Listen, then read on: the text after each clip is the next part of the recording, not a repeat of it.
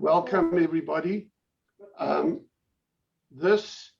have to say that since I chose this subject of Menashe and Shtisel, in the last week or 10 days, it's really been very, very difficult for me to do the subject, particularly what happened on Lag BaOmer, and then again a couple of days ago, and then we had a little skirmish breakout, and I feel for it.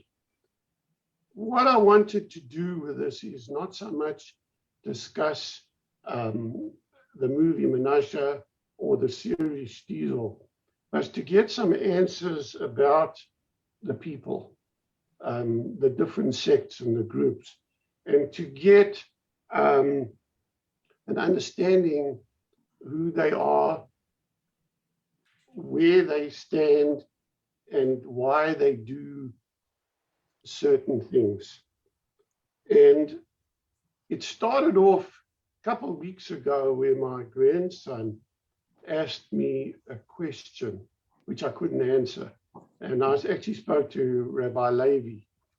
And the question was, he understands that there are Reform and conservative rabbis. He understands that there are Reform and conservative female rabbis. And he knows that they wear a yarmulke and a talit. And his question was, do they actually put on tefillin? And so I don't know the answer. And this brought up questions about Hasidic and Satmar and progressive Satmar and even Lubavitch about the rituals and what they do and how they do it. So I want to welcome Rebbetzin Slonim, and good to see you again. Good to see you and good to be with all of you. And I certainly hope that all of you in the group have some questions that you can put and test Rabbi and Rebbetzin on these questions.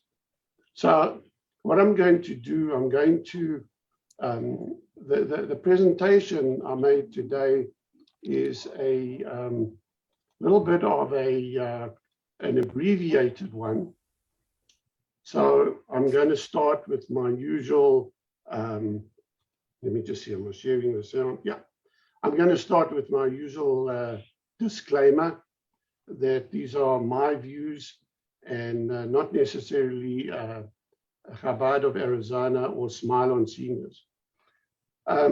During this presentation, I'll be asking questions and stopping the presentation and then coming back to it so we can answer them. I'm going to take a hiatus for a couple of months. I will be sending emails with movies, and we'll come back sometime around the 14th of September, and I'll let you know all about it.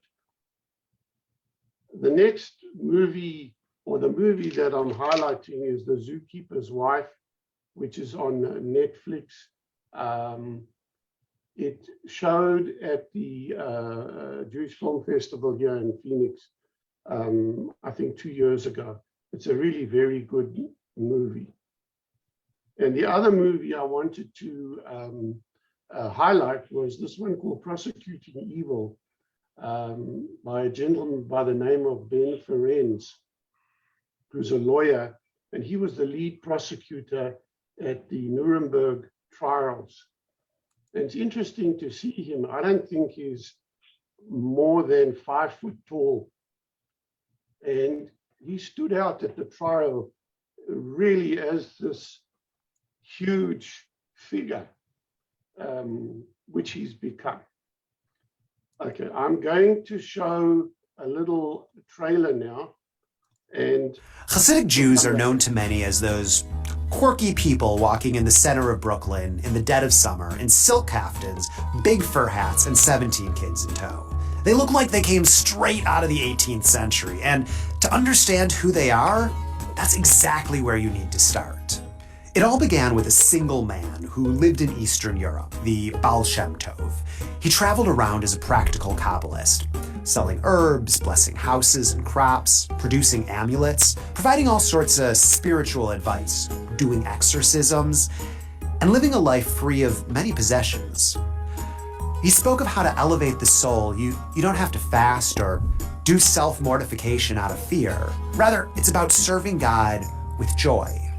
He introduced Kabbalistic rituals into everyday life, saying there is nothing that doesn't have a divine spark in it. You do, I do, that tree outside does. He spoke of how we need to redeem the sparks and return them to God by finding truthful meaning in everything and everyone. He didn't have a yeshiva or thousands of students tending to him. He just traveled, as all of the Kabbalists traveled back then. His disciple, Rabbi Dov Ber, changed the tradition of a traveling Kabbalist because he had bad legs. Instead, people came to see him. And his disciples became the great leaders of Hasidism. It was around these disciples that the movement emerged, passed from father to son or son-in-law or, some student. While in 1772 there were 30 or 40 active Hasidic thinkers, and that was about it, by the 1800s, Hasidic thought captured all of this area. So how? It certainly wasn't because everyone was for it. In fact, many influential rabbis didn't want to split between them and this new Hasidic thing, and were worried this was a false messianic movement all over again. Hasidim were religious enthusiasts. When they prayed, they'd clap, jump, somersault, crying out their souls. And in Hasidism, everything became spiritual. The Mitnagdim, who disliked this enthusiasm, denounced them to the authorities. For 25 years, there was a series of religious bans against the Hasidim. And yet during this time is exactly when the movement grew. The Hasidim, in order to convince people they were part of the Jewish community, contributed in all sorts of ways. For one thing, they provided a spiritual authority in town. Rabbis at the time mostly served as legal authorities, someone to tell you if your chicken was kosher, for instance. Hasidim gave blessings and cured the depressed. They refocused what it meant to be Jewish from spending hours and hours at the yeshiva, as it was before, to spending more of that time praying. They said if you prayed with kavanah, an enthusiastic understanding, that your prayer is godly. This brought thousands to Hasidim. Of course, this made people think that they were anti-learning. Less studying, more prayer, anti-learning. So Hasidim were the first to publish many Jewish books, increasing the Jewish printing press from 2 to 20, showing people they were no slouches when it came to learning either. They also changed the laws of butchering, Shlita, introducing, for instance, the concept of sharp knives, which made them the go-to butchers. And as people talked to the butcher, he'd explain what he and Hasidim were all about. They penetrated into Chavurot. These were groups of people who took care of one mitzvah. For instance, providing a dowry to the poor girl was one group, visiting the sick was another, giving bread to the poor, fixing books, providing free loans, the Chevra Kadisha, who cared for the dead. They got into them to make sure people understood Hasidim. They both penetrated old institutions and established new ones. They proved they were part of the community. And this was the social revolution of Hasidism. By the 1820s to 40s, this rivalry between the Mitnagdim and the Hasidim ended, as a common enemy came in the form of the Enlightenment, which was the precursor to Reform Judaism. And by the end of the century, the Mitnagdim and the Hasidim worked together to create Agudat Yisrael, the first political organization of the Orthodox Jews. It united the two groups into something called Orthodoxy, which never existed before in Judaism. Before the split between Hasidim and not Hasidim, there was simply traditional Jews. Orthodoxy in that way is a modern phenomenon. They came to America largely because of the persecution by the Soviet Union. For example, the head of the Chabad Lubavitch movement, one of the Hasidic sects, escaped capital punishment and in the 1930s moved to the United States, where he began the revival of the movement in a new place. Many of the other Hasidic dynasties came after the Holocaust. Which brings us to today, to Brooklyn and the history that was shaped by the Baal Shem Tov and Dov Bear.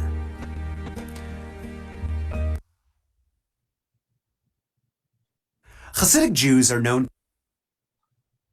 Rivky. So the first question that I have is, what is the difference in the Orthodox sects of Judaism, Lubavitch, Chabad, Hasidic, Satmar, and others?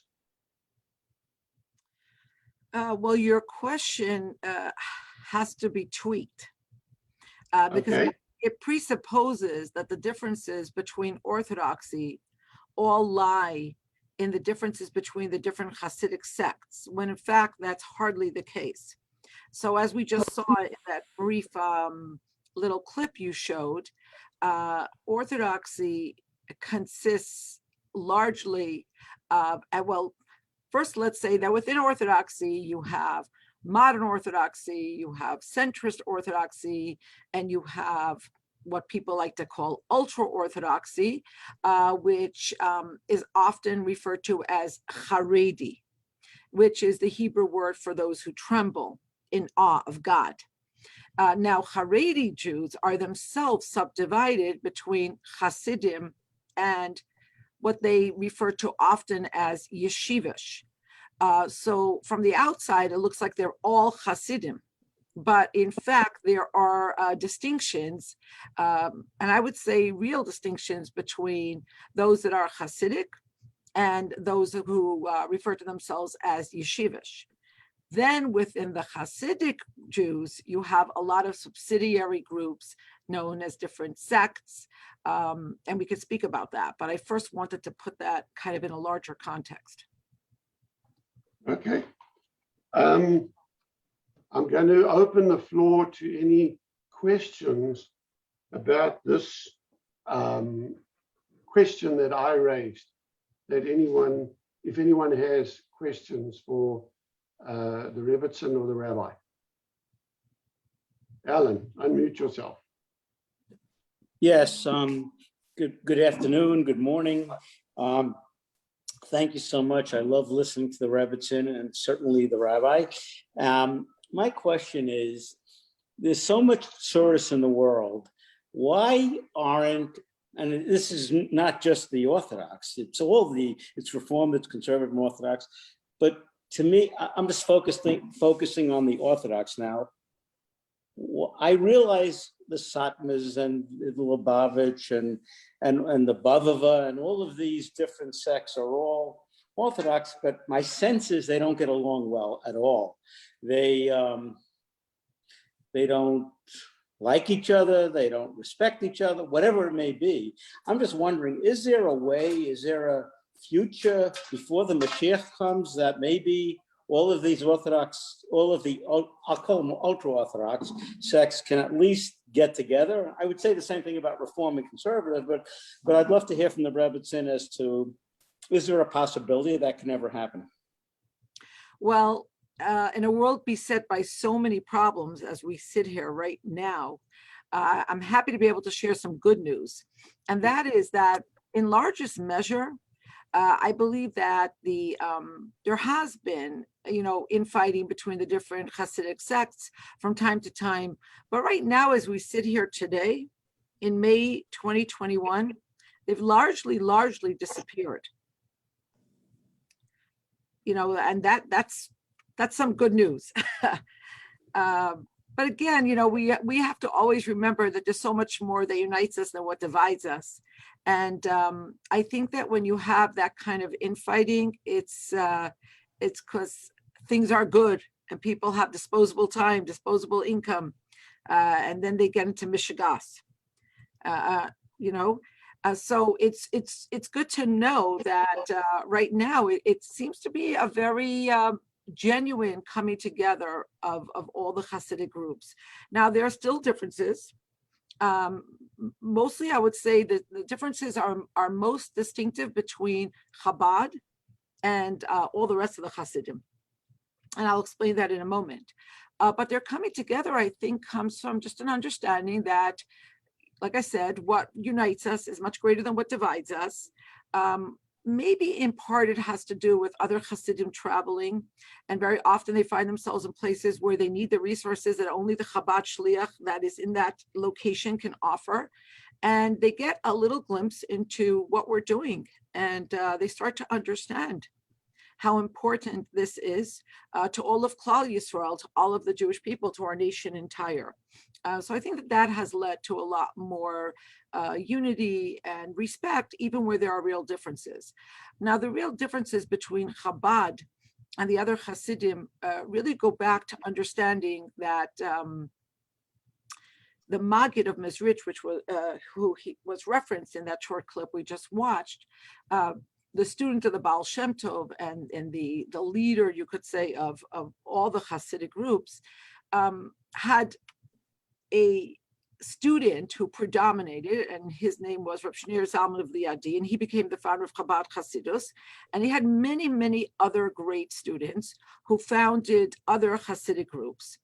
And I would say that the distinction was between founding the group based on intellectual inquiry as opposed to groups that are based on emotive engagement and involvement and loyalty. So that's not to say that Chabad is bereft of emotion, and it's not to say that the other groups are bereft of any intellectual inquiry, but that's a very, very different point of departure and point of return.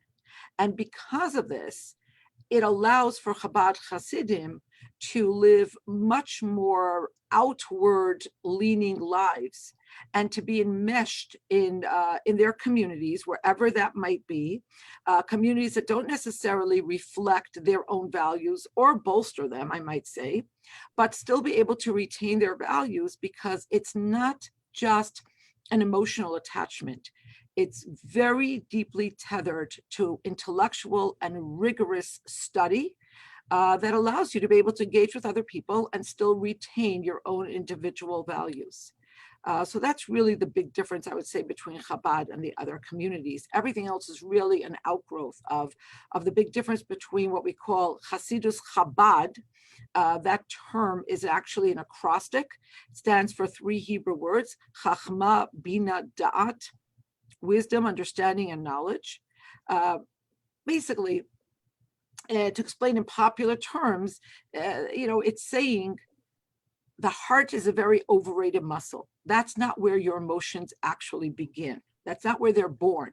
If you really want to love God, if you really want to be in awe of God, if you want to love every other person, if you want to understand what you're doing in this world, you've got to study. You've got to engage your seichel, your chachma, bina, and da'at. The other Hasidim are referred to as Chasidei Chagat, and that stands for Chesed, Givura, Tiferes, kindness, discipline, and the interplay between kindness and discipline, which is a place of beauty and harmony. So that I would say is the distinction. Thank you. Anybody else have any? Yeah, I have a comment rather than a question. What bothered me about the Shtisel series, in some of the episodes, there were negative comments about Chabad, about modern Orthodoxy, and about Sephardic Jews. And that's the reason the Second Temple was destroyed, I thought. So can you comment on that? Look, I think that making disparaging remarks about other people is probably as old as humanity itself. It's I think, a matter of degree. I mean, let's be honest. Very few people have never, ever engaged in it's saying something deprecating about another person or group and so on and so forth. Sometimes it's simply ignorance. Sometimes it's a little bit of jealousy. Whatever it is, there could be many reasons. So, you know, the fact that people would say these things is, I think, authentic, even if it's not right. What bothers me more in TV programs like this is when it's inauthentic. I would have to say that this is probably authentic, and that people probably do this all the time. I'll never forget, we used to come home after services on Rosh Hashanah. Some of you know I was very privileged to live in the same home as my grandparents. And my grandmother never spoke on Rosh Hashanah at all, because she just felt like the energy of Rosh Hashanah was too exalted to squander in petty talk. But she would let us talk, but she would stop us. She would say, if we spoke about somebody in shul. Now, inevitably, somebody would come home in the shul where we davened. Embarrassingly enough, it's still the case today, where people sat on hard wooden benches. If somebody gained 10 pounds in the last 11 months, everybody on the bench was uncomfortable. So there was always talk about how there wasn't enough room on the bench, and who was wearing a ridiculous dress, and whose dress was too big and whose dress was too small, et cetera, et cetera, et cetera. And my grandmother just, it bothered her to no end. So what I'm saying to you is, you're 100% right. Yes, the temple was destroyed because of senseless hatred, but halavai that our senseless hatred should consist of disparaging remarks about other people. You know, I'm not saying it's right. I'm just saying I think it's kind of natural to the human condition. And I wish we could all be the kinds of people who don't talk about other people, talk only about ideas. That would be a big upgrade. You know, the people, the thing people, and the idea people. I wish we could always all be idea people. Can I just say one thing, that there are differences in Chabads, because I'm upstate New York, as everybody knows, and we have a Chabad in Kingston, which is totally different from the Chabad that you have in Phoenix. I mean, the outreach, the community involvement, the acceptance of everybody's opinion, the programs that Rabbi Lev has done. We don't have any of that, none. And I've associated with the Chabad here. I won't go into names because that's not fair, but I'm just saying that each group has its own impetus, motto, and motivation. Well, thank you for your important comment. And I think it underscores a little bit of what I just said, which is people are people. Right. And while every single Chabad shares the same ideals and the same motivation, which is to bring the beauty and the rich heritage that we all share equally and make it as accessible as possible to each community and to sub demographics within that community. But it's still all going to be funneled through personal actions, through the personality and the characteristics of the emissaries, of the Chabad emissaries in that particular place. And I might also add that this too can be traced back to Chabad's tremendous emphasis on the intellect and cognition. And when the Rebbe sent out emissaries, he did not see us as his extensions in terms of dictating exactly what we should do and how we should do it. You know, it's not like someone's servant. Okay, an emissary means I charge you with a mandate and I trust you that you will do this in the very best way possible. And that latitude does create variation in how that message is going to be broadcast and how the programs are going to be offered and so on and so forth. But it's also true that where you have a community and there's a lot of Chabad emissaries on the team, and they can devote themselves to particular demographics with a singular focus, you're probably going to get a whole different result than when you have fewer Chabad couples on the team and they're doing a little bit of this and a little bit of that. Thank you. I'm going to go on to my next question. I'm going to share the screen again. Okay, so the next question is the clothing rules. Hasidic Jews dress distinctively in loose clothing, dark colors, wigs, and hats that say a lot about them as members of the community. In addition to beards, men typically wear 5 layers of clothing, particularly here in Phoenix.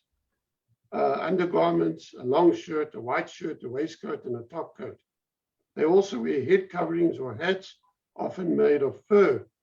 Women wear long dresses and skirts, usually dark in color because bright colors are discouraged.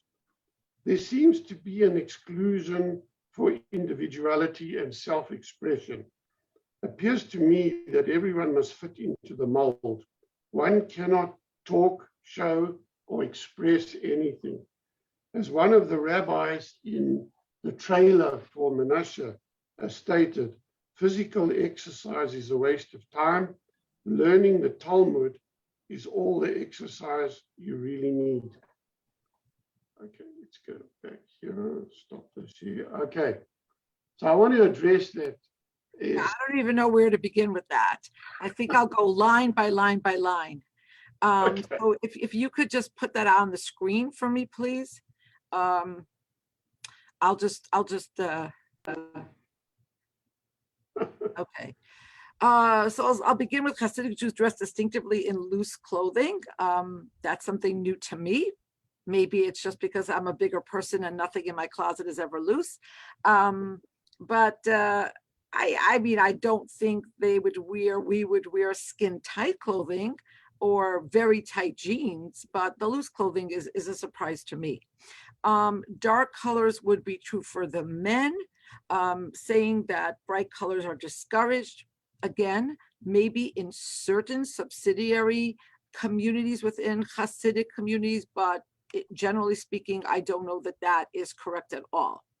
5 layers. I've been trying to understand what those 5 layers are. Yes, Hasidim wear undergarments. That is correct. Then they would wear if a man would wear what's called talit katan, a small talit, otherwise known as tzitzit. That makes the 2nd layer.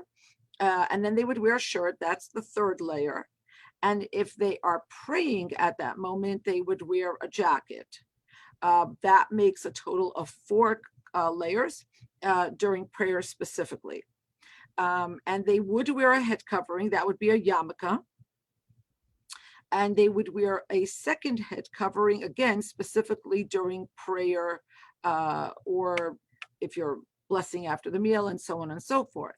Now, I should bring to the attention of all of us that that would be the same 4 layers for any observant Jew, not necessarily a Hasidic Jew. I'm going to assume they're wearing undergarments, just taking a wild stab here. And then, yes, they would be wearing tzitzis if they're male. They'd be wearing some kind of shirt. And a lot of them also would be wearing a jacket when they're praying. Now, the fur head coverings, otherwise known as a shtreimel or a spudik, that you would see on Shabbat, on holidays, at weddings, and other special occasions.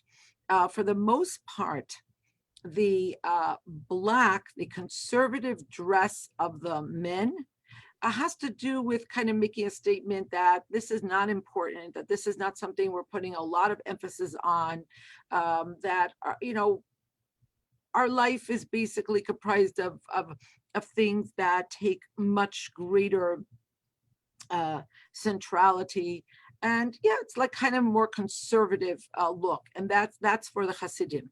Now, the special clothing worn on Shabbat and holidays is most often traced to what was worn by nobility in general in that part of Russia or Poland or Galicia, where that particular Hasidus developed. And that's why you'll see these differences between one Hasidic group and the other. If you could go back to the previous slide, or however you're doing this, so I can look at what you said about the women.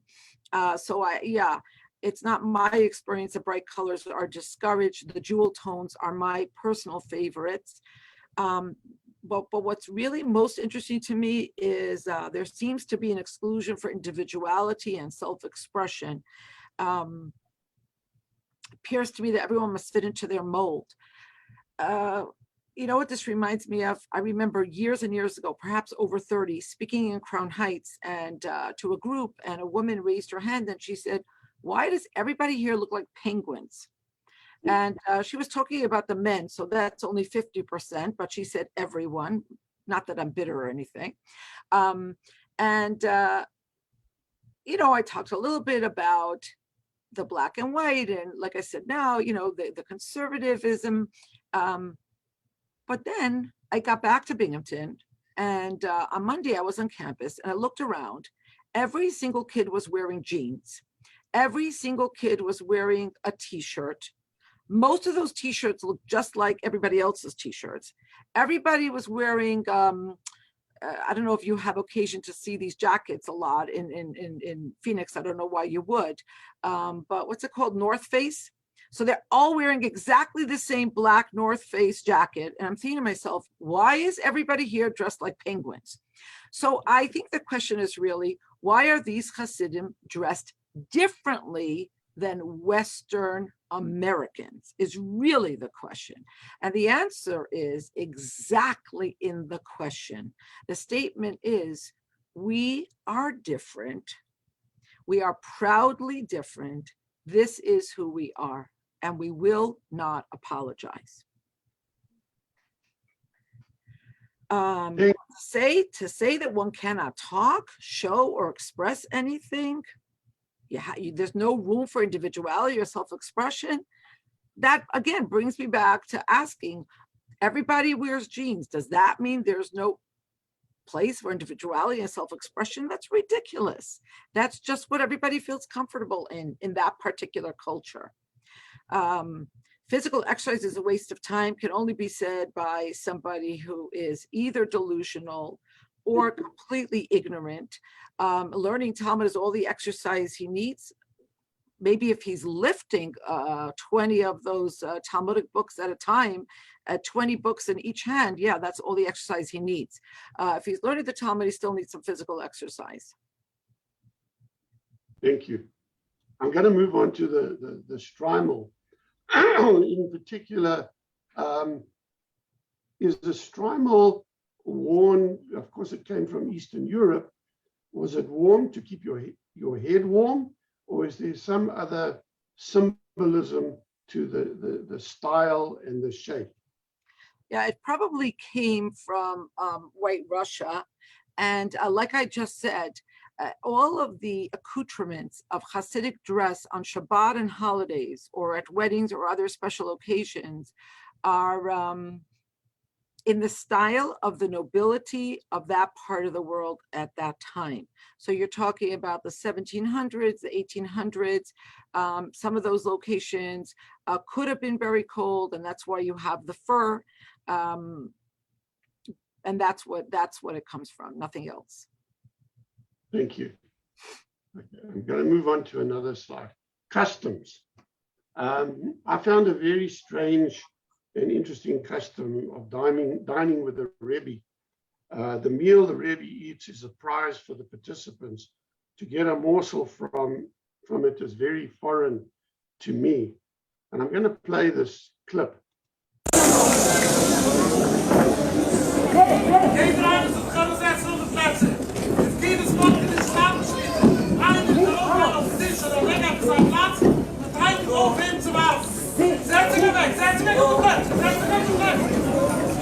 Der erste Maschine zu haben, kann uns am Platz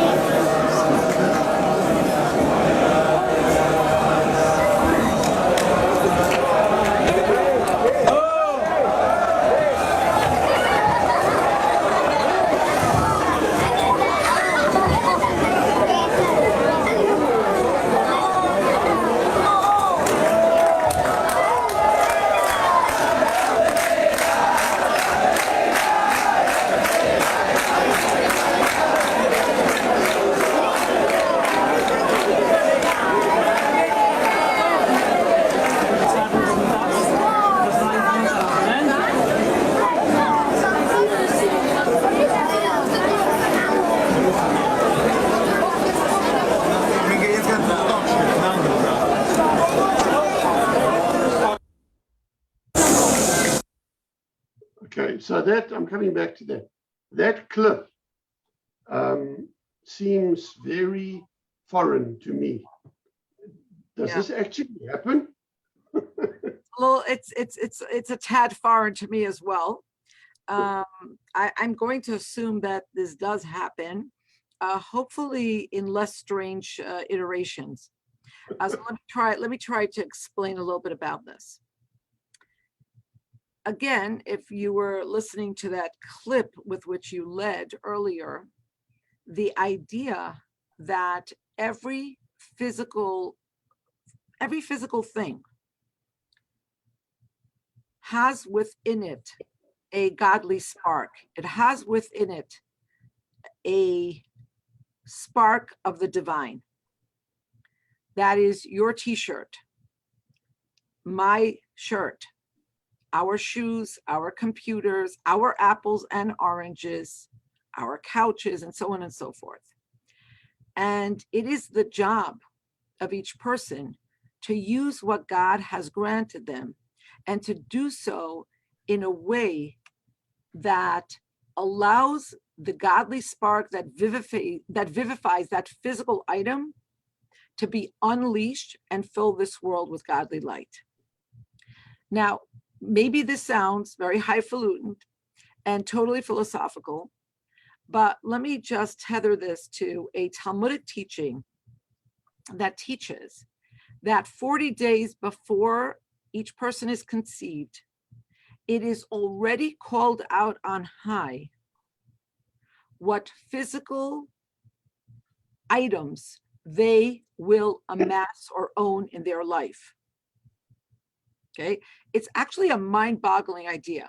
Okay, so look around at your furniture. Think about the house you're sitting in, the car you might own. Maybe you have numerous homes. Maybe you own a jet, a boat, socks. I'm going to guess some underwear because I'm guessing not only Hasidim wear that layer. There's a lot of stuff we own. And all of that has been parceled out to our soul 40 days before we are conceived. So when we buy something, we think it's because it's a good price, the color looks good, it's not too tight on me, and it's the right season, or some combination like that. But actually, that physical item was waiting for our soul to become involved with it and to do the right thing to basically elevate it. And by the way, that's why it's such a big deal in Judaism to return what somebody has lost to the rightful owner. It's not just considered the moral thing to do, the kind thing to do, the right thing to do.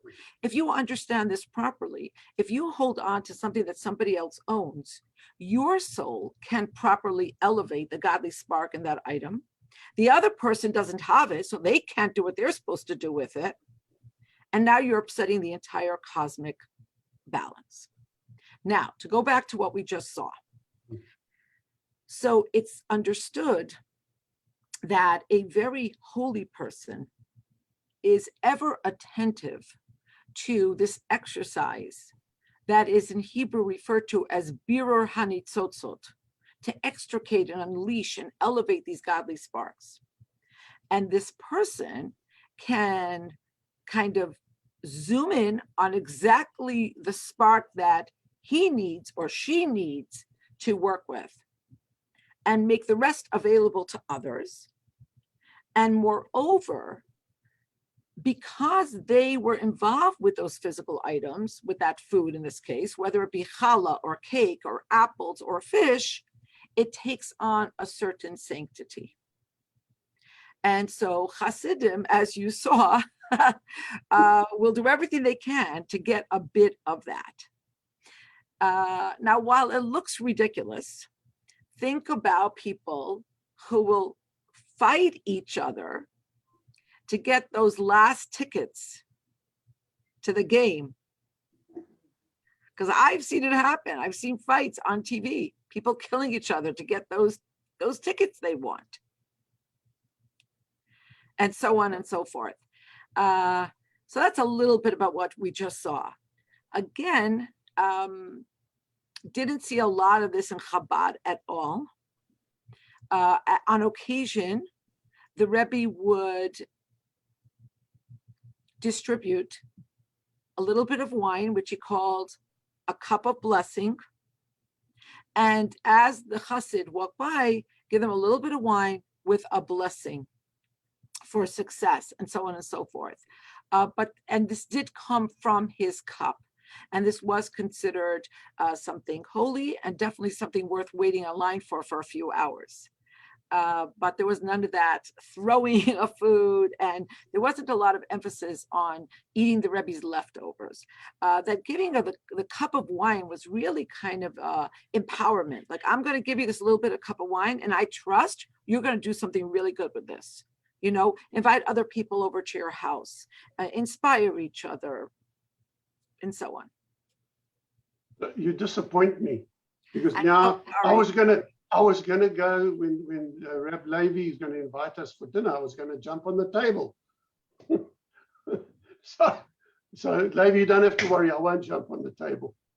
Oh, it's okay. You try jumping on the table, and Chani, I'm sure we'll have a broom handy. But if she has a broom handy on Shabbat or Yom Tov, that's work. So I'm not worried about it. A broom is not part of the custom. Oh, I see.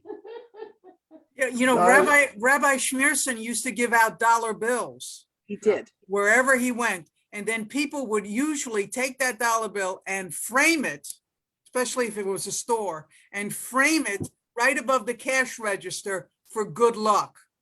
Well, actually, he didn't go many places, so I'll just tweak that a little and explain that for a number of years, people who came to him on Sundays would merit to receive, again, his blessing and $1. And he made very clear that the purpose of his distributing these dollars was because he felt that when two people come together, something positive should happen for a third.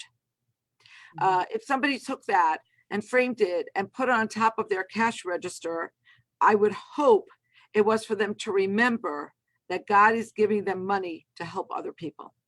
Well, we had the same situation. We were on our way to Prague, and we ran across this Hasidic rabbi, and he gave us a dollar bill for safe travels. And he said, I want you to put it in the synagogue when you get to Prague. And my husband turned to him and he said to this Hasidic man, can I give you a dollar bill? And he said, yes, but not the one I gave you. That is in keeping with a custom to give people who are traveling money to give to tzedakah, in keeping with a Talmudic adage that somebody who is on their way to do something positive will have the benefit of extra protection. And so that's a completely actually different idea from what we're discussing. Again, that's the idea of making somebody a shliach mitzvah, your emissary to do a mitzvah, in this case, tzedakah. Does anyone else have any questions about so far? Yes, Jan, unmute. Unmute, Jan. Okay. This past week in Israel, I noticed in the clip that was just played, the people were on risers. Do you have any idea, or have you heard anything about that specific synagogue that had the accident in Israel? Were they? Did they do it here also? No, I don't think they do it here. Yes. But could you speak about that, the risers situation? Well, the tragedy involved two people's death. The serious injury of at least 10, it seems, and more mild injury of over 100 people who, as you saw, I'm sure in that clip that was circulating, had the great misfortune of falling from a set of risers, or I'm forgetting the word I'm looking for, so help me somebody, bleachers, thank you, that were not set up properly. I can only hope that anybody who will be setting up bleachers in a shul or in any other occasion going forward will be very, very sure to have them checked for safety over and over again, before people use them. Great tragedy. I don't know what else to say about that.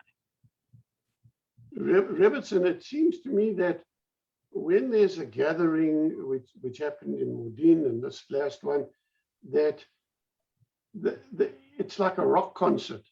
They come in and so are these bleachers set up just for that event, or are they there permanently? If it's set up for the event, as you said, there needs to be safety concerns. Yeah. Or is there such a crush of people that no one can control them, and then they overload the mechanism? Well, I think it is very much the Hasidic version of a rock concert. I think you're correct in that. And again, it's just like with the clothing, if everybody's wearing the same North Face jacket, the same t-shirt and the same jeans, that's normal. If everybody's wearing the same 5-layer black and white clothing, abnormal.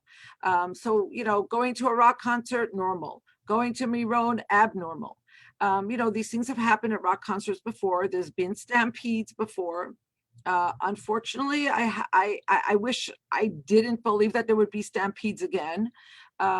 Anybody who Googles stampedes, sometimes at Mecca, you have the death of thousands, tens of thousands of people due to stampedes. So again, it's really hard to control large groups of people. In terms of your particular question about the bleachers, I think that depends on the venue. For instance, in 770 Eastern Parkway, which is the central nerve command center, you could say, of Chabad Lubavitch movement, there have been bleachers for as long as I can remember. I remember standing on those bleachers as a young girl on Simchat Torah with my father.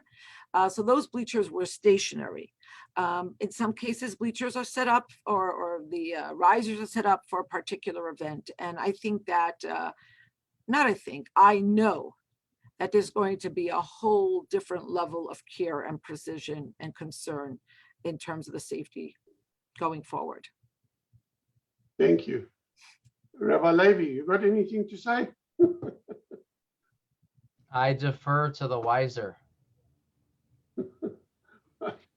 He's ordering cases of apples.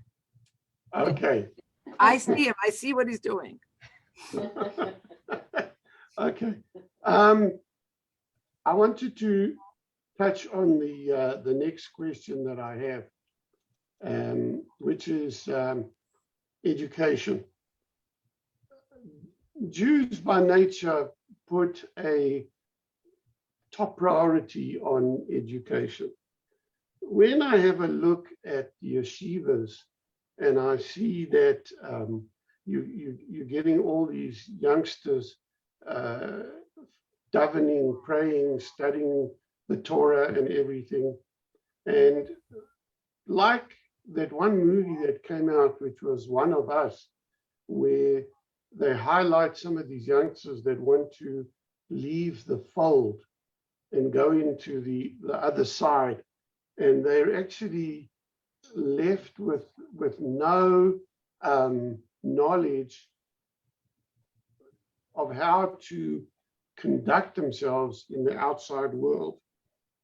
How do you prepare all your children, grandchildren, and the youngsters and teenagers, of course, to remain in Orthodoxy, to remain in Chabad, but also to face the world, the outside world, and all its trials and tribulations?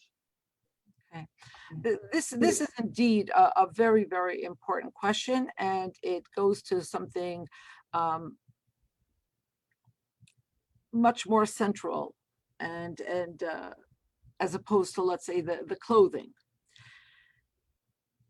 So I think I'm going to begin with, again, stating that there are real differences between different Hasidic sects in this regard. Okay. The one thing they all share is a fervent desire for their Judaism and the Judaism of their children to be real, to be joyous, to be relevant, to be the non-negotiable vortex of their lives. They all share that desire. How they go about concretizing that goal will differ. So let me speak first to the experience of the Chabad young woman, for instance, okay? I went to the flagship Chabad school for young girls called Beth Rivka in Crown Heights. We had a day that was equally divided between Judaic instruction and what I guess in that context you would call secular instruction. I took every single New York State regent, every single last one, and there's nobody who goes through that system that is not very prepared to enter college if that is what she wishes to do. So the idea that across the board, no Hasidic children get secular education is fallacious. Okay, and contrary to, if you want to put it on the screen again, contrary to the assertion that if anybody, it would be the women who would get less secular education because they're here. The effect of the where are we? No, you have the marriage and divorce one. All right. You say they do not prepare women for anything resembling higher education, which is discouraged since women are supposed to focus on marriage and being mothers. So the really ironic thing about that is that in so many Hasidic families and in so many Haredi yeshivish families, it's the women who are the breadwinners. And they have very good jobs in many different disciplines. What is correct is that you'll have a much smaller percentage of women in the professions like medicine and law, and a lot more in high tech, of course, teaching, and other disciplines or other jobs like that. But certainly women are getting a higher education. Now, as for boys, again, it depends on the Hasidic sect. In some communities, you're going to have a more intense level of secular instruction. In some communities, you're going to have very little. And that is because the overwhelming kind of message that's being broadcast is that the most important thing we want you to learn is Torah. We don't want you to waste any of your most fertile years, where you're most impressionable and where it's easiest for the mind to absorb information on secular teachings. On the other hand, there are many Hasidic schools where the boys are taught a half day of secular education as well. So for instance, in Crown Heights within Chabad, people have choices. They could send their children to schools where there is almost no secular education, and they could send their kids to school where, you know, it's half and half, like in any other modern Orthodox yeshiva. Now, but let's go back to the supposition that it's because we want to exclude children from the outside world. The tremendous emphasis on Torah study does not preclude, certainly not in Chabad, with engaging with the outside world. What it does is create for you, again, something firm, something non-negotiable, your inner compass.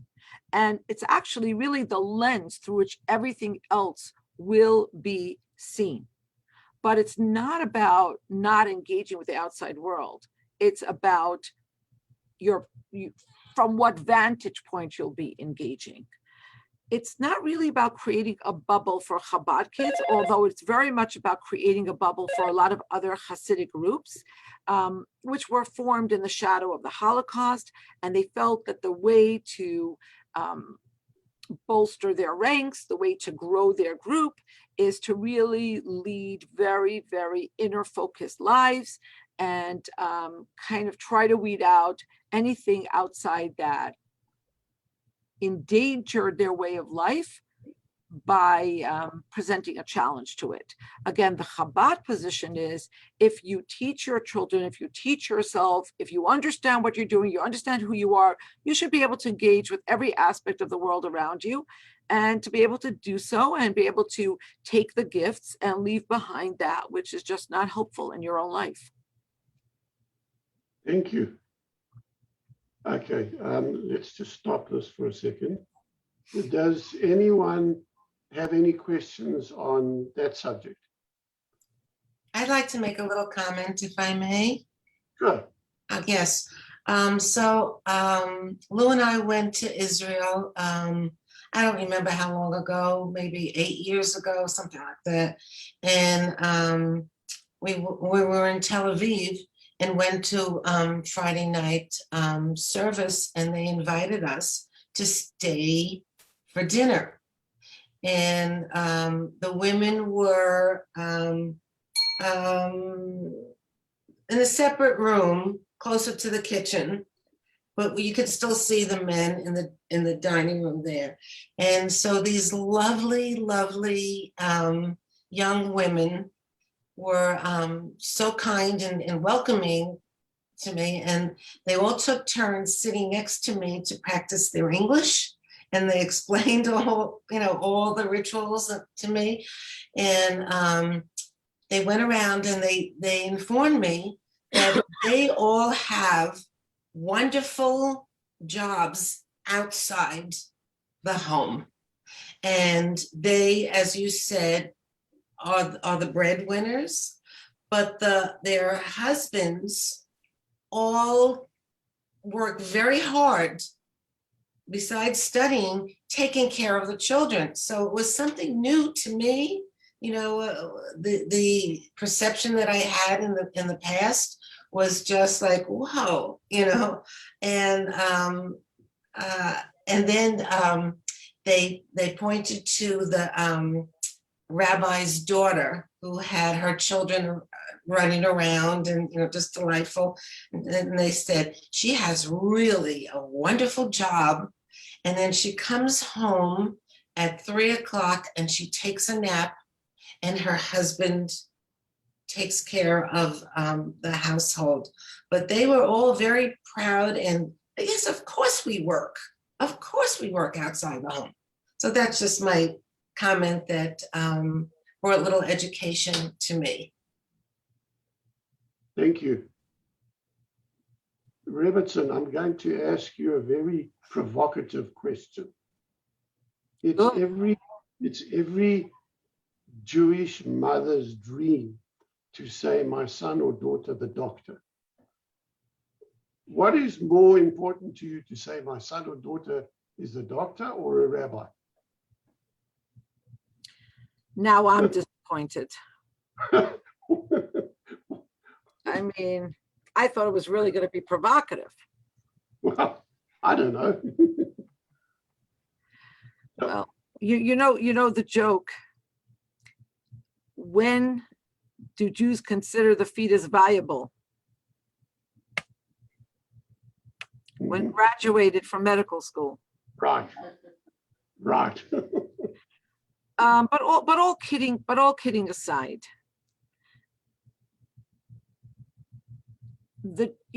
sociologists tell us that you can learn most about a people by the words that are distinctive to their culture, that are very difficult to translate outside of that culture.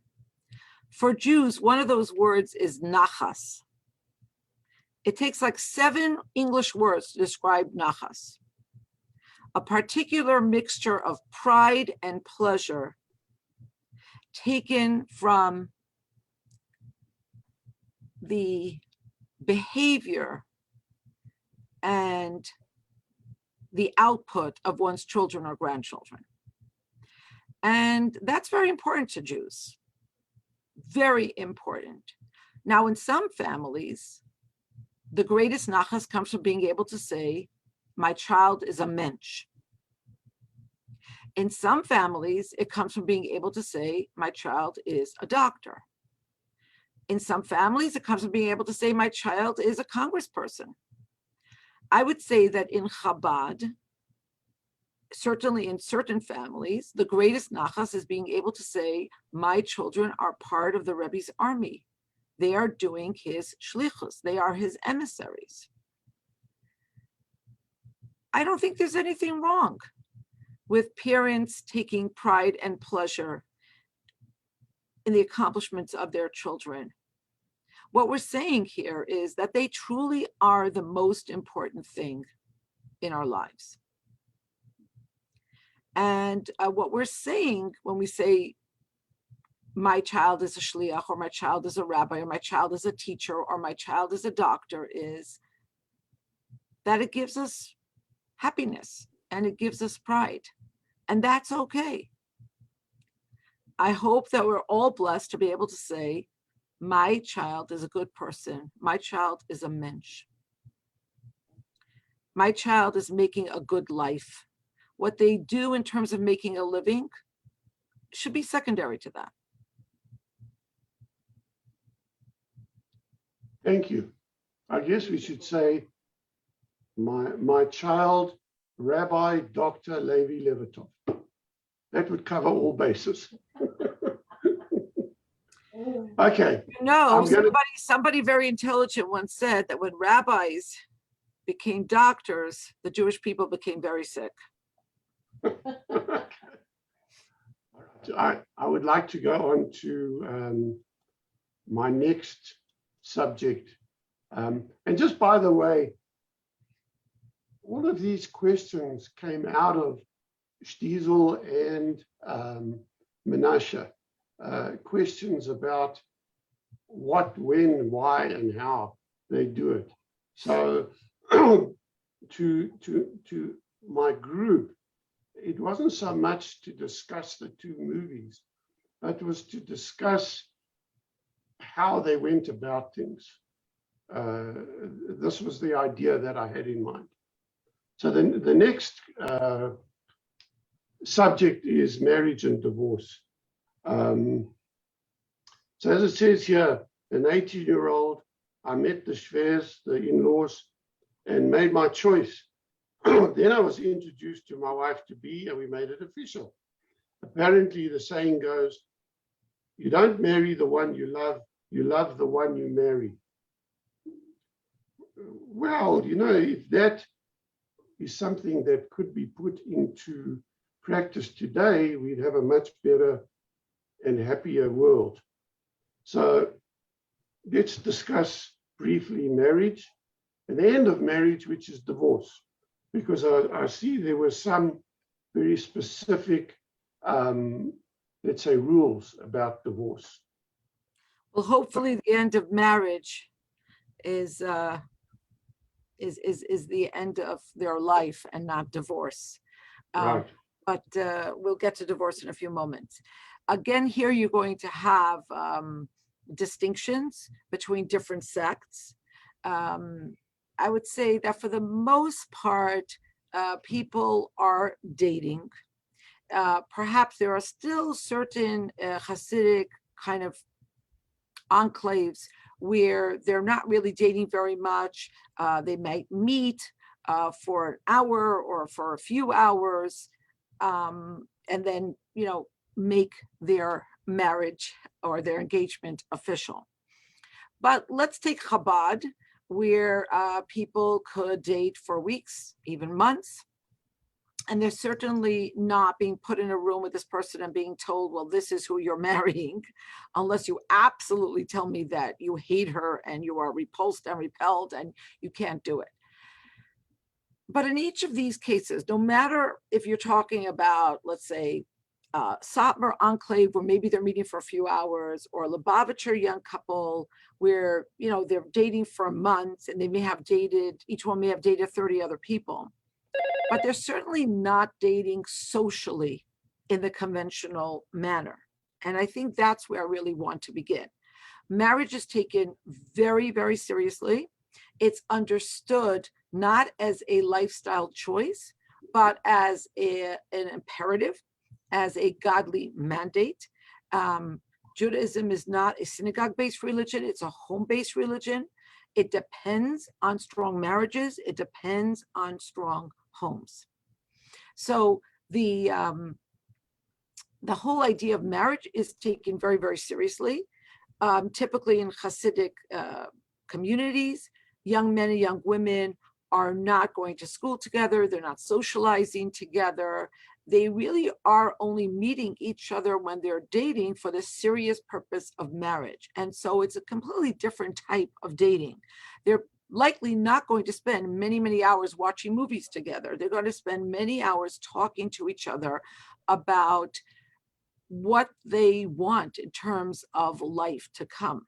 Now, this doesn't mean they're not going to laugh and kid and have some fun, but it is going to be quite serious, and again, not the social dating that we talk about when we talk about kids dating or hooking up or whatever it is.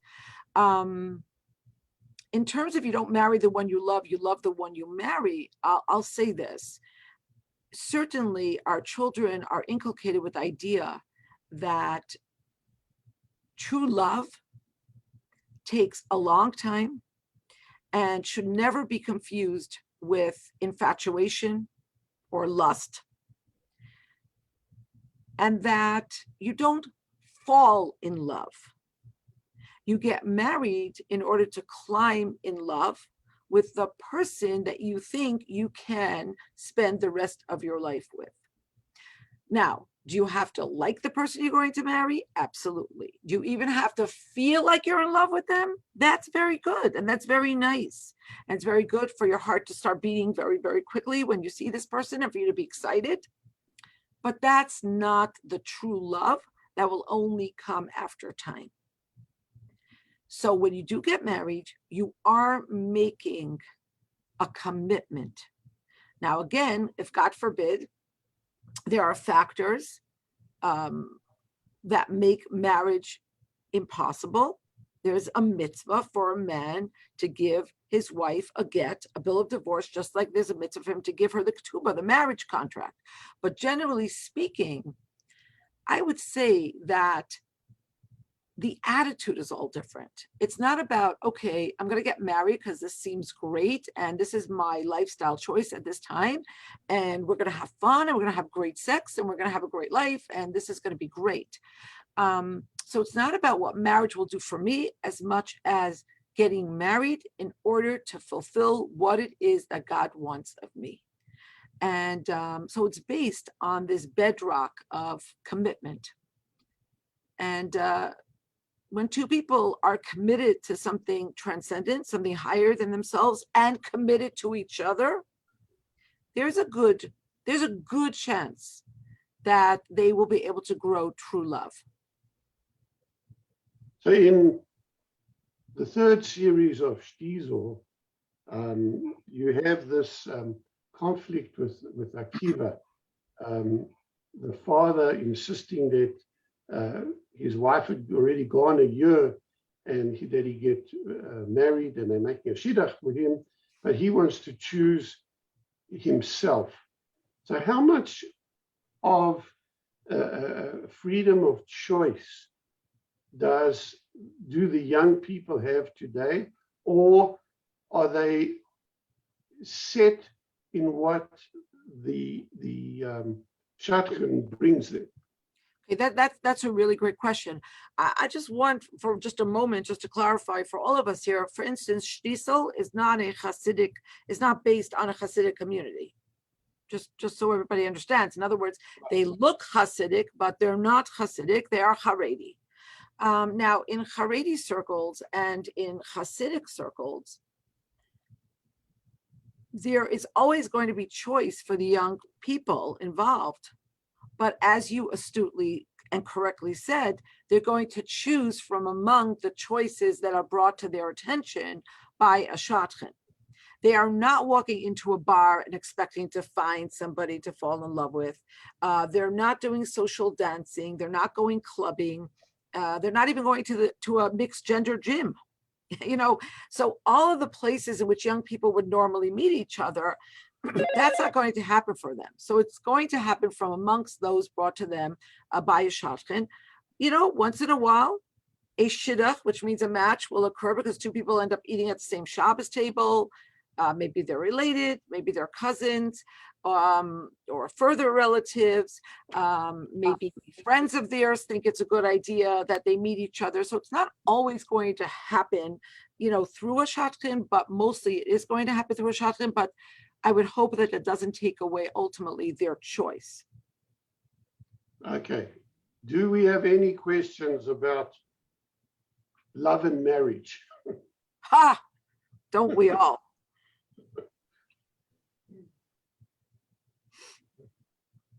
Hannah, you're muted. Hannah, you're muted. Okay, Thank you. okay, yeah. I have a question about get.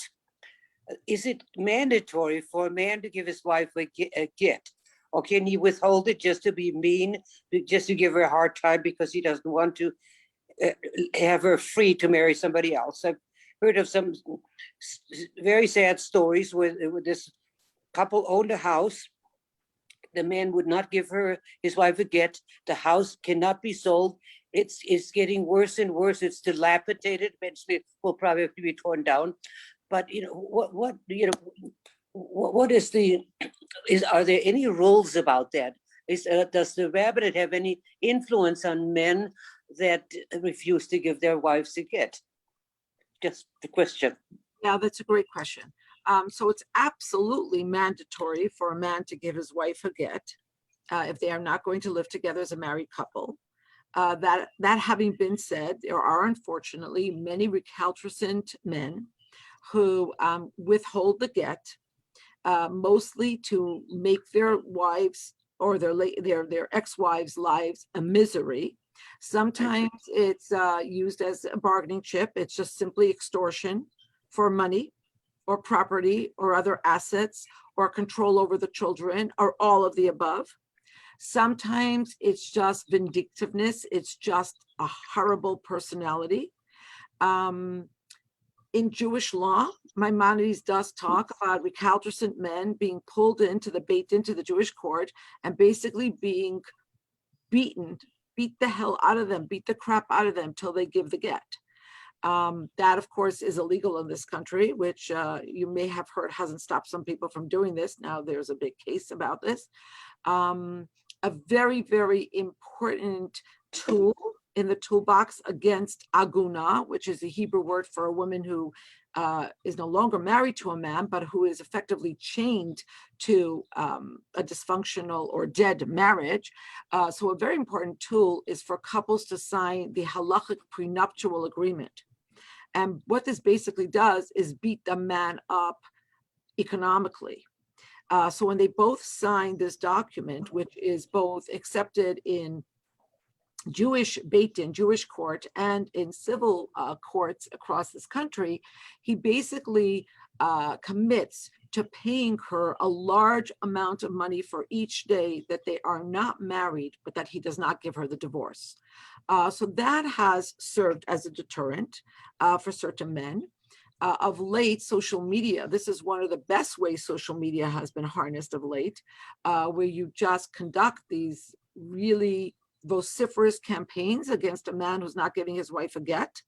An older iteration of that is to hold rallies in front of his house, scream through a bullhorn, not give this kind of person any honors in the Jewish community, not have him get, for instance,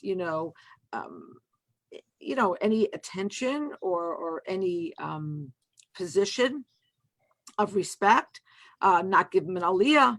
In some shuls, not even let him into the shul, and so on and so forth. And I am hopeful that with a combination of all of these tactics, we can mitigate the amount of women who are suffering. I don't know that we can ever completely obviate this, because human nature being human nature, you're going to get some men who are just vindictive. Action. Horrible. It's just horrible. Thank you. Yeah.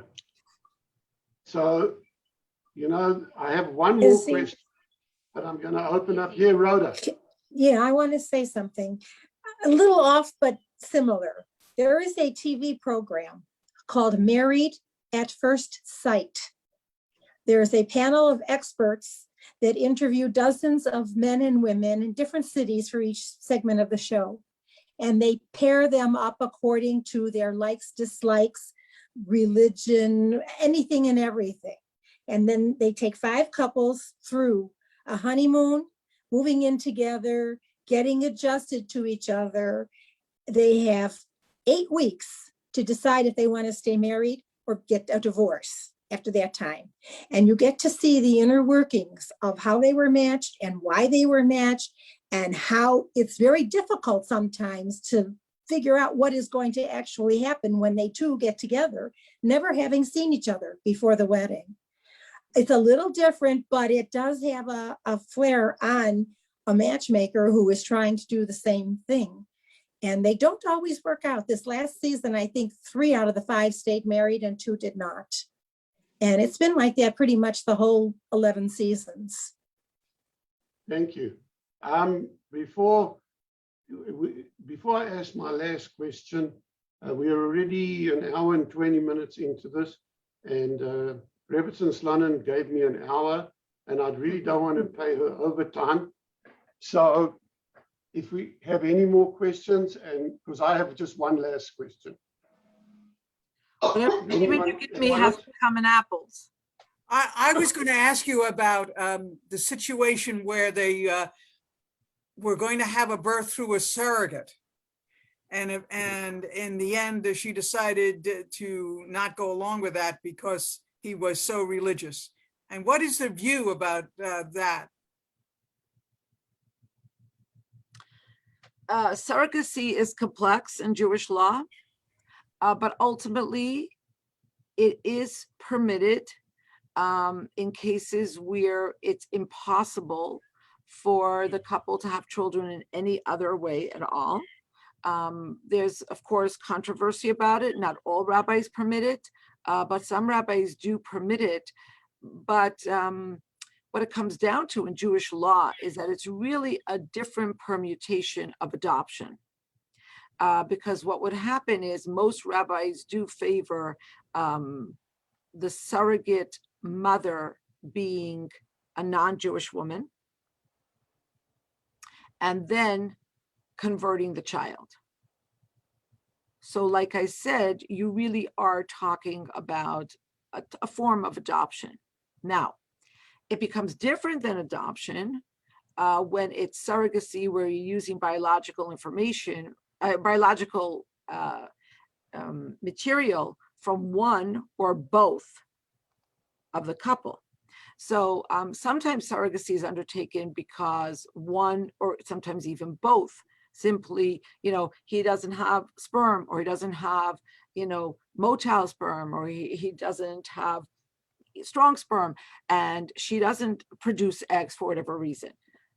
Sometimes it's simply that she cannot carry the child, but it's both of them have given their biological material. In both cases, it will be halachically less complex if you pull in a woman to be the surrogate who's non-Jewish, and you basically then will convert the child. Thank you. Okay. I have a couple of other clips which I'm not going to show now because the time is running out. With your permission, there's just one more thing I want to add to that, Ms. Nitsky, and that is that it's very common now for gay couples, for instance, to hire a surrogate, and then this surrogate becomes kind of like an aunt or another grandmother or a member of the family. And halachically, that definitely would be very much discouraged. It's very important to understand that the couple's marriage and the relationship between the couple always trumps the mitzvah to have children. And so anything that might compromise the strength of their bond is certainly not on the table from the perspective of Jewish law. So for instance, while it's controversial to use a donor sperm, there are rabbis who allow it, but definitely not from somebody you know, and definitely not somebody who's going to be visiting this kid every birthday as their uncle. And so the surrogacy thing is similar. It's a very complex subject, and I'm certainly not treating it in any depth, or even, I would say, almost not properly, but that's just a little bit.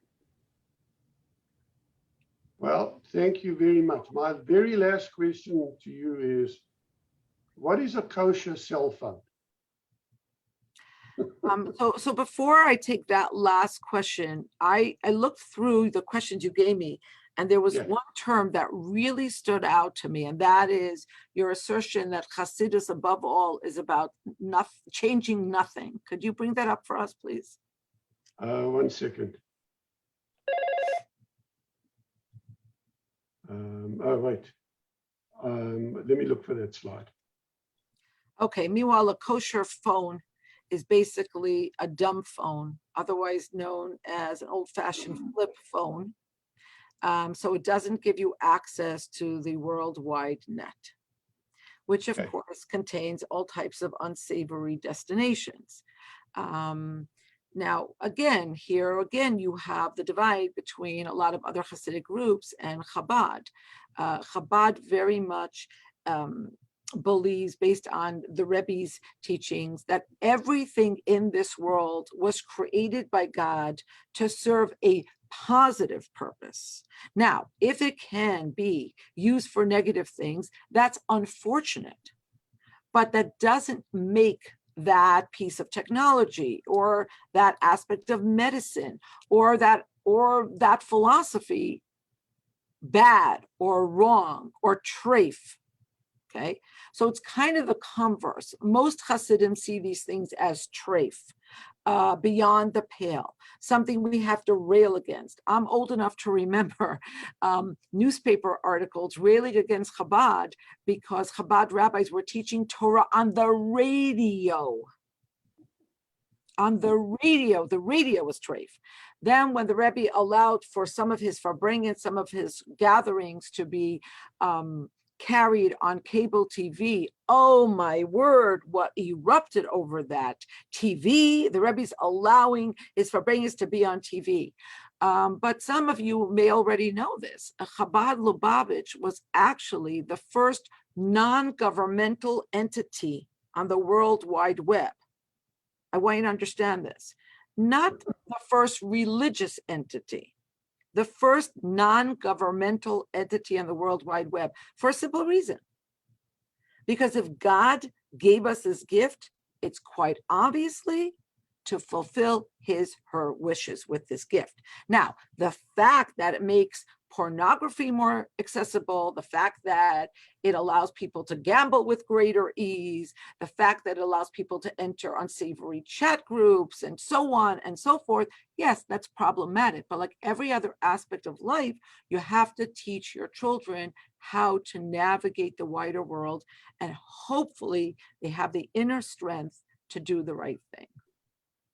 So the kosher phone is the phone that does not give you access to what many see as a cesspool. Thank you. Yeah, this is the one I want to end with, or I would have begun with it, but I definitely do not want to end without this. So the fundamental principle of Hasidic Jewish beliefs and practices, according to this writer, is, quote, change nothing. The way that they conducted their lives back in Eastern Europe is how it should be conducted perpetually. This applies to language, clothing, food, and every other aspect of their lifestyle. Yiddish is the default language. So this is just a marvelous paragraph about which I can hold forth for many hours, but I will control myself. I will say that if this had any modicum of truth, then the top buyers on Amazon would not be 82% Hasidic. So the fundamental principle of Hasidic Jewish belief and practice is not change nothing. The fundamental principle of Hasidic Jewish beliefs and practices is and always was the Torah is our life force, and we must do everything we can to protect our lifestyle, which is deeply rooted in Torah. But life changes all the time. And we're going to have to change things that can be changed. The one thing that can't be changed is our relationship with God. So certainly the lives of Hasidim in America today are not conducted like lives back in Eastern Europe, whether they have a kosher phone or whether they have a conventional iPhone. I have my own theory, but a lot of people that have kosher phones, they have a kosher phone, which they display on the table, and a few other devices, which nobody else sees. That's not unusual. Don't even get me started on this. But I would hope that if they are operating as a truly Hasidic person, then the only thing that cannot be changed is their relationship with God. But you know, Hasidim, very tech savvy, very cutting edge. The first group to give iPods and iPads to people stuck in hospitals during the coronavirus with no way of interfacing with their family, were Satmar Hasidim running around Manhattan, making these devices available in hospitals to be given out to patients, and they didn't ask money of anybody. So it's kind of a grave misunderstanding of the Hasidic mind to say, first of all, don't change anything. Thank you so much. It's been inspirational, it's been entertaining, and it's been wonderful. Well, thank you for the opportunity. And thank you for all the work you put into this. I could see from the back end that you put a lot of thought and time and work into it. Thank you. It's been a joy. It always is to be together with Chani and Levi's community. And I'm looking forward to seeing you in person when I visit Arizona next. Yeah, we Good. will be coming.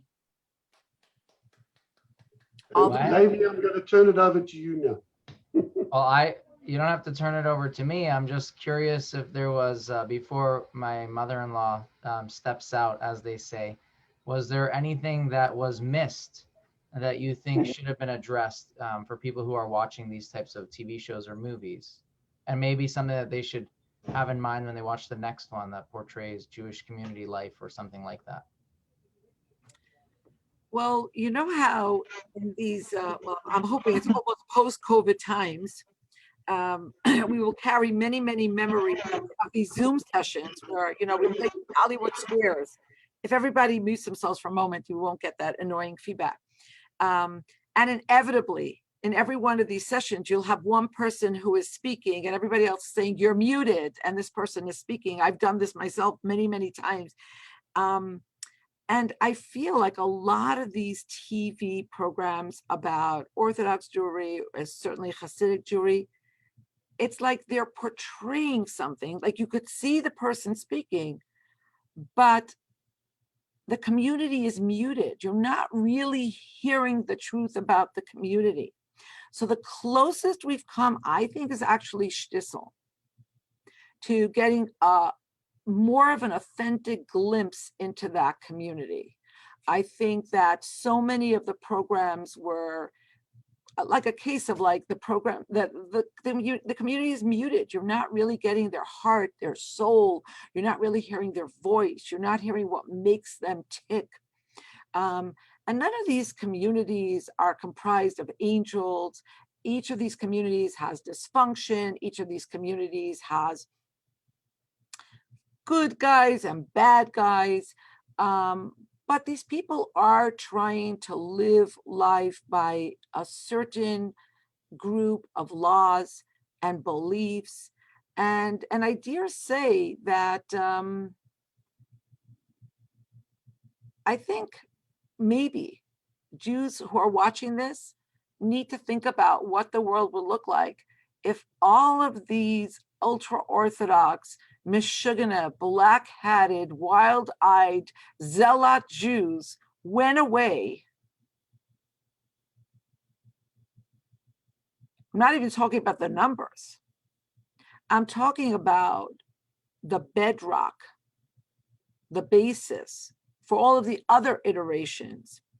It's almost like I'm looking at the news now and I'm thinking about the people that live in Israel and they're taking the rockets. So if we decide to visit Israel, well, we want to go on vacation, we have a country to live in or to visit. They deserve our enduring appreciation. And I feel the same way about any Jew who's committed to any degree, and certainly people who try their best to live their lives completely in conformity with the Torah, which belongs to all of us. And we ultimately all want to have the Torah to come back and visit in our own time, in our own way, at our convenience. But who's going to keep that Torah alive and well for our grandchildren to come back and visit, as it were? So that's something I would like people to think about. Alan.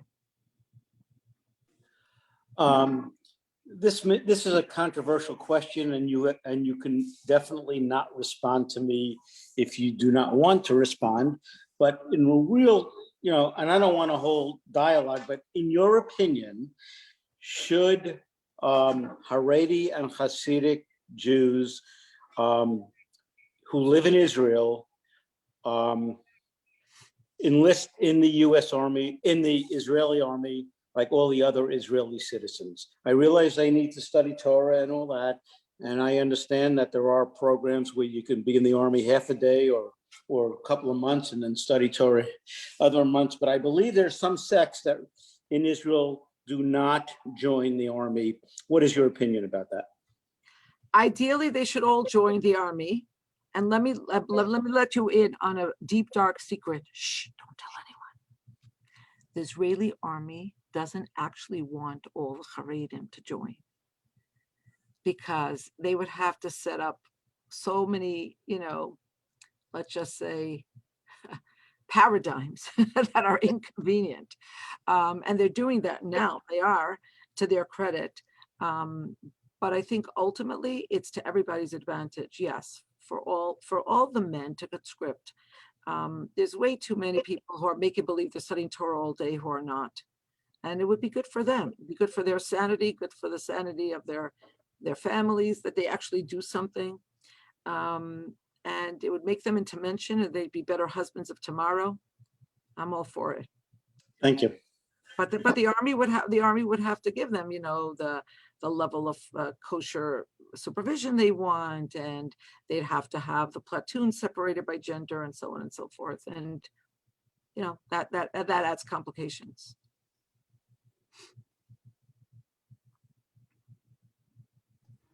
Okay, my dear friends, it's Thursday. By me, it's closer to Shabbos than by you. So I'm going to wish you Shabbat Shalom, good Shabbos, and hope to see you again soon. Thank you again, Issy. Thank you so much.